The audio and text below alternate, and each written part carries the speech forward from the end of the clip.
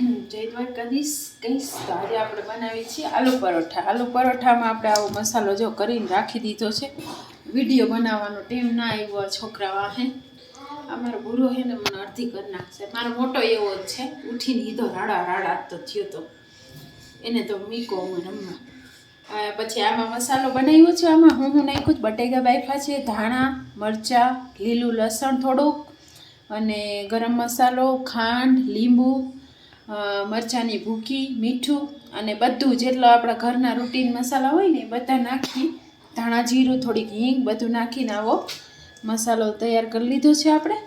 અને આ આપણે લોટ બાંધી લીધો છે.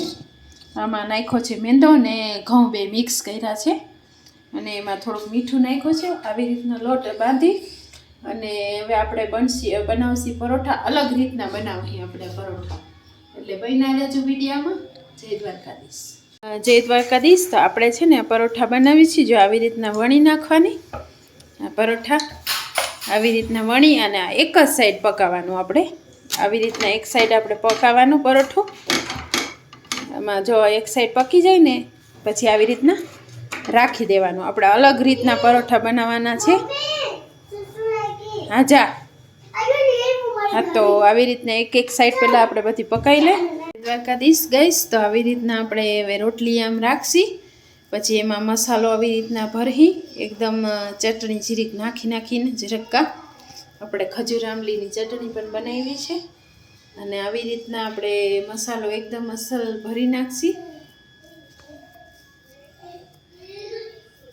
પૂજાબેન શું જોવાનું હોય એમાં? આવી રીતના આપણે કરીને આપણે છે ને લોટ પાછળનો અને અસલ શેકાઈ જાય. અને હવે આ બાજુ શેકાશે આમ આવી રીતના આમ ચોટાડી દેવાનું. એટલે શેકેલું હોય ને તો એનું આવી રીતના જો આ પડ હોય ને અંદર રાખવાનું શેકેલું પડ, અને આ શેકેલું પડ બારે આમાં મૂકવાનું, માથે રાખવાનું. એટલે કાચું ના રહે પરોઠું અને એકદમ અસલ ટેસ્ટ આવે. શું થયું? હવે એવી રીતના જો આમ રાખી દેવાનું. પાકેલું હોય ને એની કોરાને પછી આવી રીતના ઇઝીલી પકાવી લેવાનું. બધા આવી રીતના આપણે કરી લઈશું. જય દ્વારકાધીશ ગઈશ. તો આવી રીતના જો ધીમે ગેસે શેકી લેવાના. ધીમો ગેસ રાખીને થોડુંક તેલ નાખતું રહેવાનું. આવી રીતના થોડુંક જ, બહુ નહીં, નકર ઓલી થઈ જાય. અને આવી રીતના મસ્ત આમ જો પરોઠા એવા સરસ થાય એમ શેકી લેવાના. આપણે અંદર મસાલો ભરી લીધો છે,